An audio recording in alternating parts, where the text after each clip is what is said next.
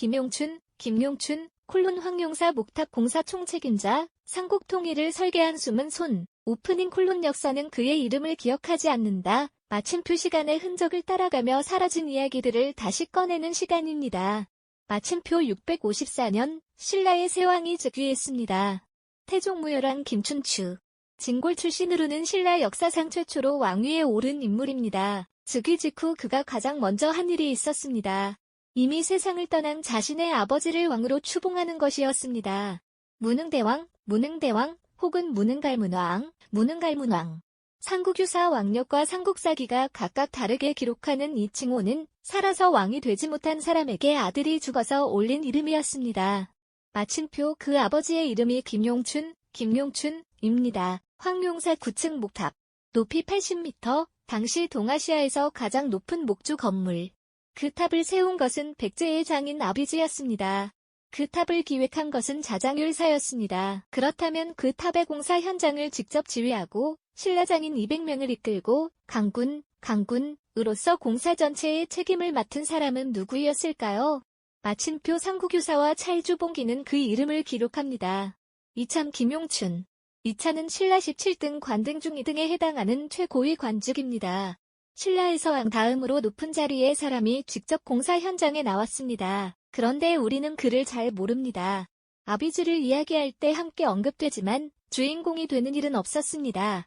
자장열사의 건의를 이야기할 때 현장 책임자로 잠깐 등장하지만 그것이 전부입니다. 마침표 아들 김춘추는 태종무열왕으로 역사의 길이 남았고 그의 정치적 동지 김유신은 신라를 구한 영웅으로 추앙받습니다. 그러나 그 두 사람이 함께 신라를 이끌어가기 전 그 토대를 놓은 사람. 두 가문을 처음으로 같은 전장의 기록에 나란히 세운 사람.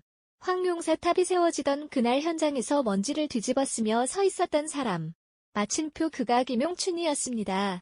마침표 왕의 손자로 태어나 왕이 되지 못했고 왕의 아버지가 되었으나 살아서 왕을 보지 못했으며 역사의 무대에서 늘 한 발 물러서 있었던 사람. 오늘 그 삶을 처음부터 따라가 보겠습니다. 이 모든 이야기의 시작점으로 함께 떠나보시겠습니까? 김용춘이 태어난 것은 579년 무렵으로 추정됩니다. 아버지는 신라 제25대 왕 진지왕. 어머니는 기호공의 딸 지도부인. 왕의 아들로 태어났으니 그보다 더 높은 출발점은 없었습니다. 그런데 바로 그 출발점이 그의 삶 전체를 규정하는 족쇄가 되었습니다. 아버지 진지왕은 즉위한 지 4년 만인 579년 왕위에서 물러났습니다. 삼국유사는 이렇게 전합니다. 왕이 정치를 어지럽히고 음란하다 하여 국인이 폐위시켰다고. 폐위의 구체적 경위는 지금도 논란이 있습니다. 당시 실권자였던 귀족 세력과의 갈등이었을 수도 있고 왕권을 둘러싼 내부 권력 투쟁의 결과였을 수도 있습니다. 왕이 물러난 것인지 쫓겨난 것인지 그 경계도 분명하지 않습니다. 다만 결과는 분명했습니다. 왕은 4년 만에 사라졌습니다. 그리고 왕위는 진지왕의 아들 김용춘에게 오지 않았습니다.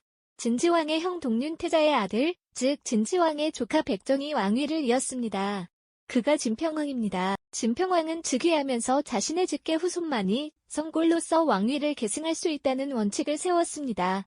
이로써 진지왕의 아들 김용춘은 왕위 계승권에서 완전히 밀려났습니다. 퇴위된 왕의 아들. 이것이 김용춘이 평생을 안고 살아야 했던 정치적 운명이었습니다. 그런데 흥미로운 일이 벌어집니다. 진평왕은 자신의 딸 천명공주를 바로 그 김용춘과 혼인시켰습니다. 퇴위된 왕의 아들에게 현재 왕의 딸을 준 것입니다. 이것은 어떤 의미였을까요? 일종의 포용이었을 수도 있습니다. 진지왕계를 완전히 배제하지 않고 왕실 내부에 묶어두는 정치적 선택이었을 수도 있습니다. 622년, 진평왕 44년. 삼국사기는 이해의 용수 혹은 용춘과 이찬, 이손의 관등으로 내성사신에 임명되었다고 기록합니다.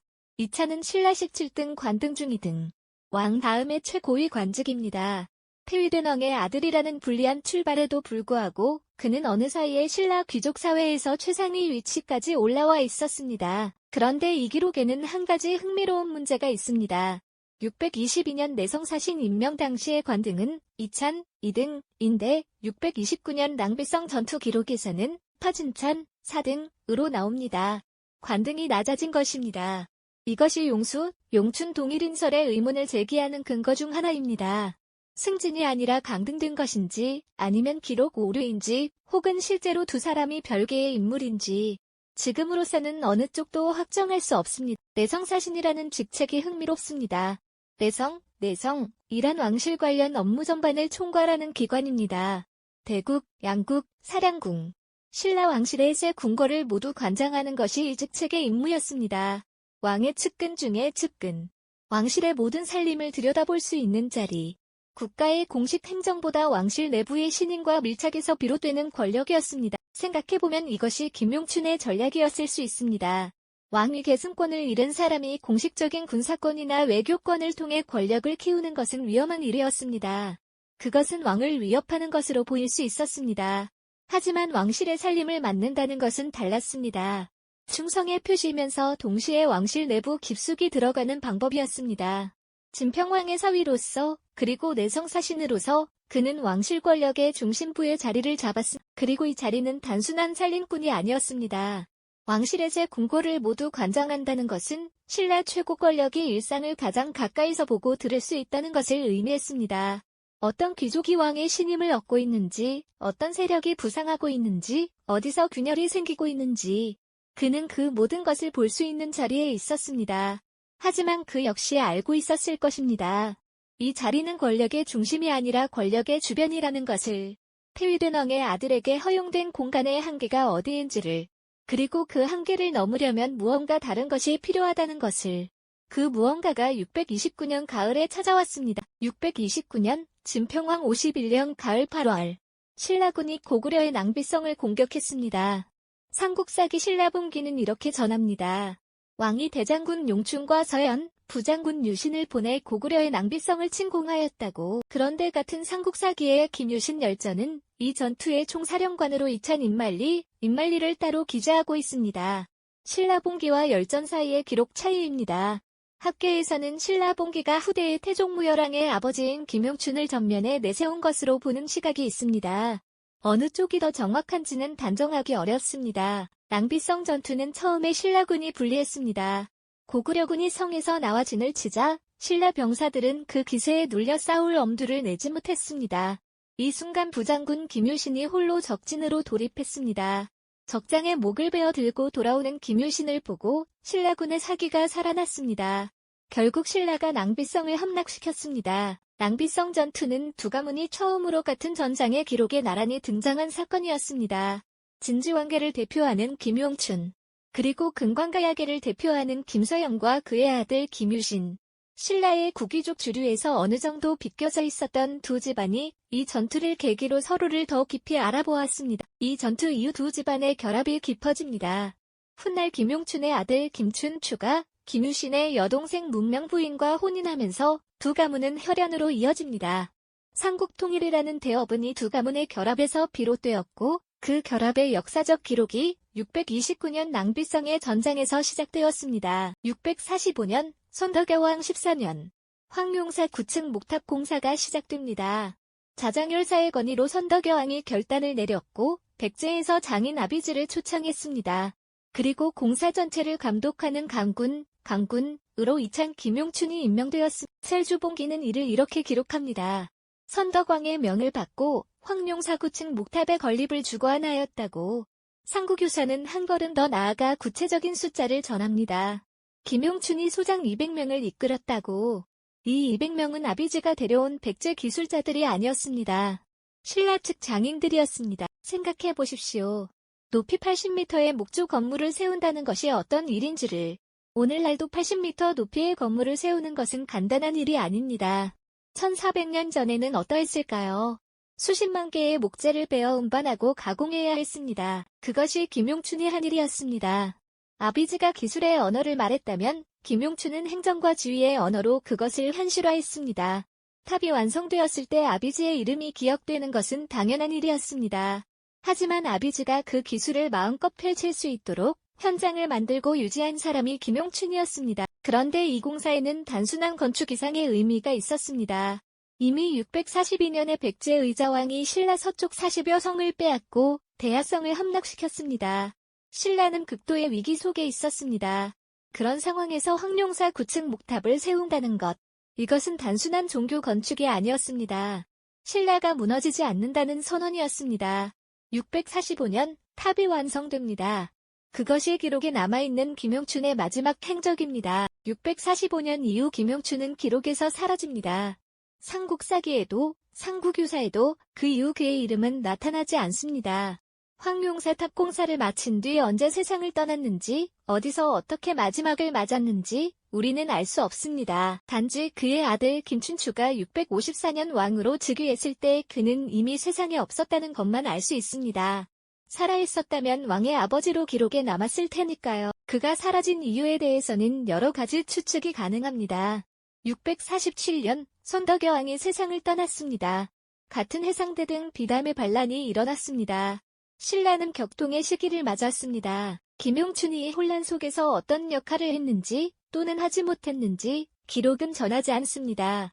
645년에 황룡사 탑완공을 마지막으로 그는 조용히 역사의 뒤편으로 물러났습니다. 그의 이름을 둘러싼 논쟁도 여전히 남아있습니다. 앞서 언급했던 용수와 용춘이 동일인인지 별개의 인물인지의 문제입니다.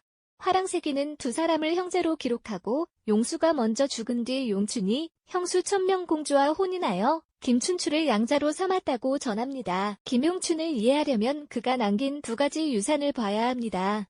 첫 번째는 아들 김춘추입니다. 600년대 초에 태어난 김춘추는 아버지의 정치적 한계를 딛고 그것을 넘어섰습니다. 태위된 왕의 손자, 왕위 계승권이 없는 진골. 이 불리한 조건을 극복하고 외교와 정치로 신라를 이끌었습니다. 고구려에 억류되었다가 탈출했고 외국까지 건너가 동맹을 모색했으며 마침내 당나라와의 군사동맹을 이끌어냈습니다.